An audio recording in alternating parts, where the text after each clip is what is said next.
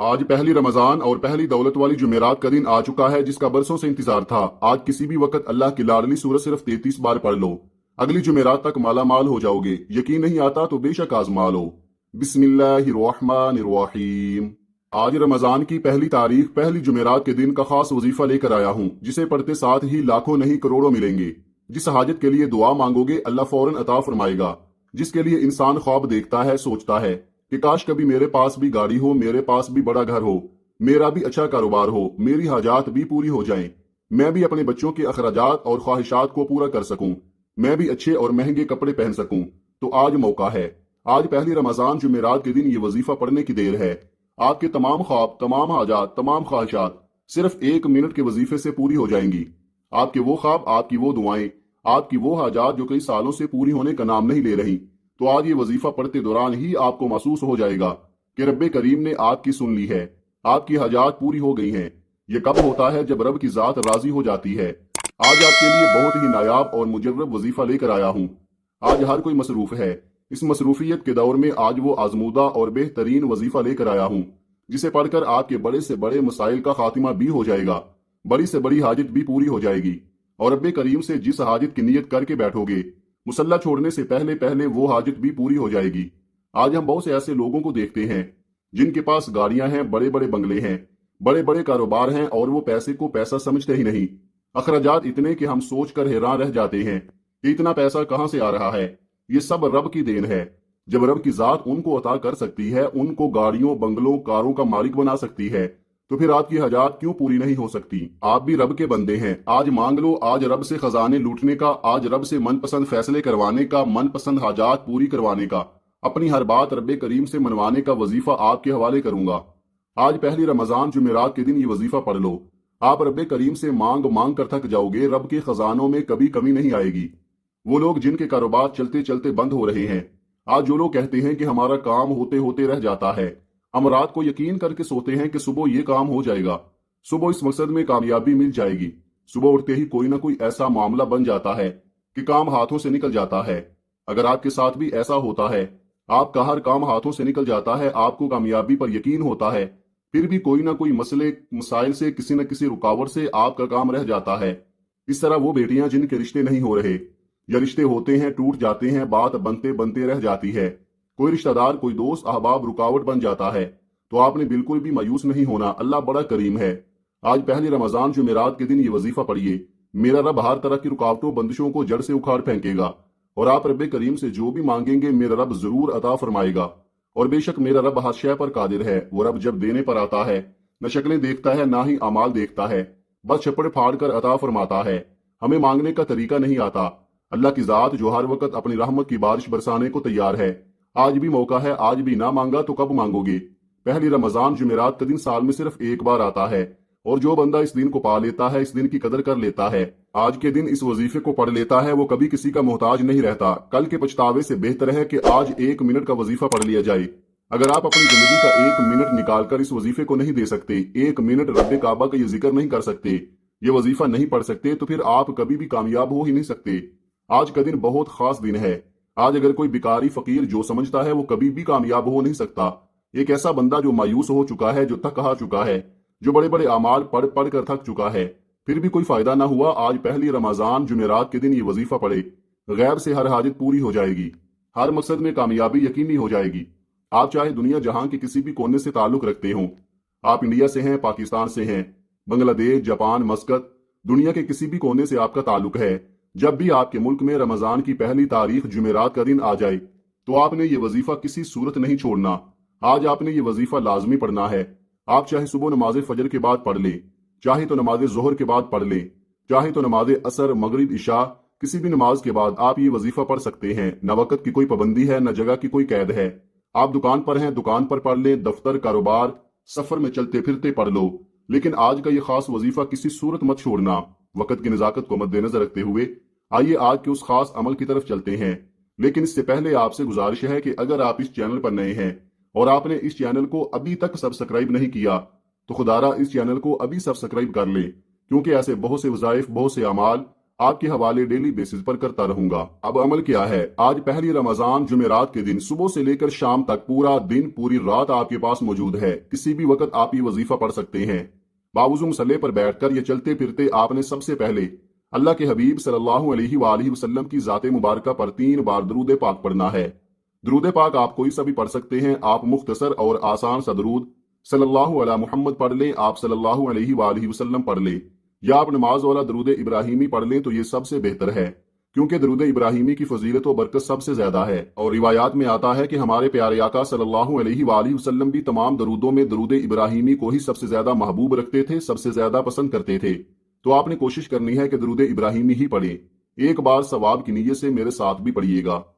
اللہم صلی علی محمد وعلی آل محمد کما صلیت علی ابراہیم وعلی آل ابراہیم انک حمید مجید۔ اللہم بارک علی محمد وعلی آل محمد کما بارکت علی ابراہیم وعلی آل ابراہیم انک حمید مجید۔ 3 بار درود پاک پڑھنے کے بعد پوری توجہ اور دھیان کے ساتھ آپ نے اپنے خاص مقصد کی نیت کرنی ہے۔ آپ رب کریم سے گھر چاہتے ہیں، گھر مانگ لیں، گاڑی چاہتے ہیں، گاڑی مانگ لیں، دولت شہرت جو بھی آپ کی حاجت ہے، جو بھی آپ کا مقصد ہے، اپنی خواہش کی نیت لازمی کیجئے گا۔ اپنے مقصد کی نیت کرتے ساتھ ہی فوری طور پر آپ نے ایک بار اعوذ باللہ من الشیطان الرجیم بسم اللہ الرحمن الرحیم پڑھ کر وظیفے کا آغاز کرنا ہے۔ یاد رکھیے گا، تعوذ اور تسمیہ پڑھنے سے تمام شیطانی اثرات ختم ہو جاتے ہیں، اور جس کام کے شروع میں تعوذ اور تسمیہ پڑھ لیا جاتا ہے اس میں خیر ہوتی ہے، اس میں برکت ہوتی ہے، اس میں سلامتی ہوتی ہے۔ جب آپ نے اپنے خاص مقصد کی نیت کر لی، تعوذ اور تسمیہ پڑھ لیا، تو اب فوری طور پر اپنی آنکھوں کو بند کریں اور یوں محسوس کیجئے کہ دنیا جہان سے آپ کا تعلق ختم، آپ رب کی بارگاہ میں موجود ہیں، آپ روضہ رسول کی جالیوں کے قریب بیٹھ کر یہ وظیفہ پڑھ رہے ہیں۔ اور سب سے پہلے نمبر پر جو وظیفہ آپ نے پڑھنا ہے وہ وظیفہ ہر کسی کو زبانی آتا ہے، وہ وظیفہ رب کعبہ کا اسم اعظم ہے، وہ وظیفہ کامیابی کا راز ہے، اور یہ اسم اعظم جس کے ہاتھ لگ جاتا ہے پھر اسے کسی اور وظیفے کی ضرورت نہیں پڑتی۔ آپ نے یا اللہ یا سلامو کو پڑھنا ہے۔ یہ اسم اعظم جس بندے کے ہاتھ لگ جاتا ہے اس کے بگڑے کام سنور جاتے ہیں، اس کی طرف آنے والی پریشانیاں مصیبتیں خود بخود غیب سے ختم ہونا شروع ہو جاتی ہیں۔ آپ نے یا اللہ یا سلامو کو کیسے پڑھنا ہے اور کتنی بار پڑھنا ہے توجہ کیجئے گا۔ یا اللہ یا سلامو 1 بار ہو گیا، یا اللہ یا سلامو 2 بار ہو گیا، یا اللہ یا سلامو 3 بار ہو گیا۔ اس طرح سے آپ یا اللہ یا سلامو کو ہاتھوں کی انگلیوں پر پڑھ لیں یا تسبیح کے دانوں پر پڑھ لیں۔ آپ نے صرف 11 بار پڑھنا ہے۔ یا اللہ یا سلامو وہ اسم اعظم ہے جو سب سے زیادہ طاقتور ہیں، جس کو پڑھتے ہی ہر حاجت غیب سے پوری ہو جاتی ہے۔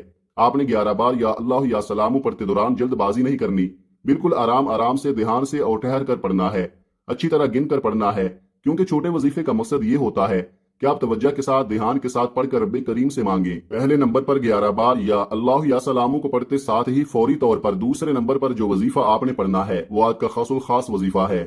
یہ قرآنی سورت کا وظیفہ ہے۔ آج جب قرآن مجید پڑھنے کے ثواب کی باری آتی ہے تو یاد رکھیے، قرآن پاک کی ہر زبر زیر پیش شد مد پر نیکیاں 2 گنا ہو جاتی ہیں، بلکہ اس بابرکت مہینے میں 70 گنا زیادہ ہو جاتی ہے۔ آپ نے دوسرے نمبر پر سورہ اخلاص کو پڑھنا ہے۔ یاد رکھیے گا، سورہ اخلاص وہ سورت ہے جسے صرف 1 بار پڑھنے سے قرآن پاک کے 10 پاروں کا ثواب ملتا ہے، اور 3 بار پڑھنے سے مکمل قرآن مجید پڑھنے کا ثواب ملتا ہے۔ نبی کریم صلی اللہ علیہ وآلہ وسلم نے فرمایا، اے صحابہ، آپ صرف 3 بار سورہ اخلاص کو پڑھیے، آپ کو مکمل قرآن مجید پڑھنے کا ثواب ملے گا۔ سورہ اخلاص کی تلاوت سماعت فرما لیں۔ بسم اللہ الرحمن الرحیم، قل هو اللہ احد اللہ الصمد لم یلد ولم یولد ولم یکن لہ کفوا احد۔ آپ سورہ اخلاص کو ہاتھوں کی انگلیوں پر پڑھ لیں یا آپ تسبیح کے دانوں پر پڑھ لیں۔ آپ نے صرف 33 بار پڑھنی ہے۔ ذرا سوچیں، 33 بار سورہ اخلاص پڑھنے سے کتنے قرآن مجید پڑھنے کا ثواب آپ کو ملے گا، اور رمضان کے بابرکت مہینے میں 1 قرآن مجید کا ثواب کتنا زیادہ ہے۔ اگر آپ جانتے ہیں تو آج 33 بار سورہ اخلاص کو لازمی پڑھیے گا۔ یہ قبولیت کی گھڑیاں ہیں، آج موقع ہے، ابھی بھی وقت ہے۔ رب کے سامنے ہاتھ پھیلا کر مانگ لو۔